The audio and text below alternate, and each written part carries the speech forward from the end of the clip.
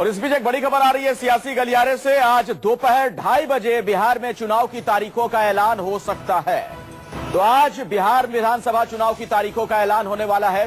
2:30 बजे के आसपास प्रेस कॉन्फ्रेंस करके चुनाव आयोग की तरफ से इस बात की जानकारी दी जाएगी कि किन तारीखों में बिहार में चुनाव होंगे। तो बिहार में विधानसभा के चुनाव होने वाले हैं बहुत जल्द और तारीखों का ऐलान आज दोपहर 2:30 बजे हो जाएगा। देश भर में सियासी सरगर्मी तेज है। बिहार विधानसभा चुनाव को लेकर जिस तरह की स्थिति वहां पर नजर आ रही है, नीतीश कुमार और नरेंद्र मोदी के बीच यह मुकाबला माना जा रहा है। तमाम सियासी दांवपेच वहां पर देखने को मिल रहे हैं।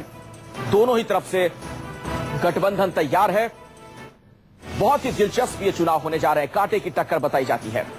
हमारे साथ राजीव रंजन हमारे सहयोगी इस वक्त जुड़े हैं और ज्यादा जानकारी के साथ। राजीव, क्या अपडेट है, क्या जानकारी आपको मिल पा रही है चुनाव की तारीखों से मुतल्लिक?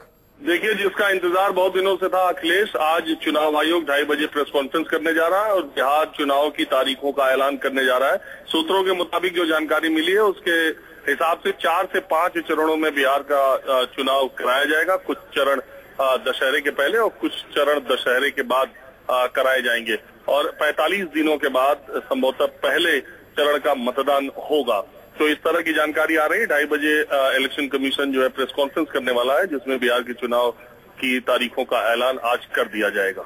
तो कुल मिलाकर राजीव, वो घड़ी आ गई जिसका इंतजार इतने दिनों से किया जा रहा था। हालांकि बिहार में चुनावी सरगर्मी पहले से ही तेज है, लेकिन तारीखों के ऐलान के बाद तो और दिलचस्प हो जाएगा ये मुकाबला। बिल्कुल दिलचस्प हो जाएगा और आज के बाद बिहार में चुनाव हुई आचार संहिता लागू हो जाएगी। इसके बाद न तो मोदी सरकार और न नीतीश सरकार किसी तरह के फैसले ले सकते हैं और इसके बाद घमासान बिहार में जिस तरीके का है मोदी बनाम नीतीश की लड़ाई है, लालू प्रसाद यादव नीतीश कुमार कांग्रेस का जिस तरह से गठबंधन है और नाक की लड़ाई दोनों पक्षों ने बिहार के चुनाव को बना लिया है और ये बहुत ही दिलचस्प मुकाबला होगा। लोकसभा चुनाव के बाद दिल्ली विधानसभा के चुनाव हुए थे, उसमें भी जिस तरह की लड़ाई देखने को मिली थी उससे कहीं ज्यादा दिलचस्प जो है लड़ाई वो बिहार में देखी जाएगी। और आज ही बिहार में जो एनडीए के 2 बड़े नेता हैं और दोनों अपने आप को दलित नेता के तौर पर, बड़े नेता के तौर पर प्रोजेक्ट कर रहे हैं, उनको भारतीय जनता पार्टी के केंद्रीय नेतृत्व के साथ दिल्ली में मुलाकात करनी है। तो सारी चीजें बहुत तेजी से अब घटनाक्रम बदलेगा। दोनों तरफ से उम्मीदवारों की घोषणा जल्दी से जल्दी होगी और जो आने वाले 2 महीने हैं वो पूरी तरह बिहार के रण में ही पूरे देश को, पूरा देश जो है बिहार में जिस तरह का रण होगा उसको देखेगा। बिल्कुल राजीव, और जाहिर तौर पर अब जैसा कि आपने बताया कि उम्मीदवारों का भी ऐलान होगा, लेकिन मुझे लगता है दिक्कत ज्यादा एनडीए खेमे में होने वाली है, क्योंकि यूपीए के जो कांग्रेस का खेमा है, जो खासतौर पर जिसमें आरजेडी जेडीयू है, वहां तो सीटों का तालमेल हो चुका है। एनडीए में क्या होगा ये देखना महत्वपूर्ण होगा।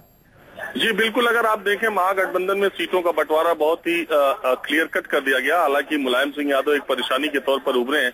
न सिर्फ वो महागठबंधन से बाहर निकले हैं बल्कि नीतीश कुमार पर हमले साध रहे हैं कि 12 साल तक जो आदमी भारतीय जनता पार्टी के साथ गठबंधन में रहा वो सेक्युलर उसके क्रेडेंशियल्स कैसे हो सकते हैं। तो मुलायम सिंह यादव के बाहर होने की वजह से एक परेशानी महागठबंधन को है, लेकिन दूसरी तरफ एनडीए के पास इतने घटक दल हैं और सबको लग रहा है कि इस बार अच्छे नतीजे आ सकते हैं। विधानसभा में ज्यादा से ज्यादा सीटें लेना चाहते हैं। रामविलास पासवान, जिनके एक भी विधायक नहीं, वो भी उतनी सीटों का दावा कर रहे हैं। मांझी उनसे कम सीटों पर मानने को तैयार नहीं।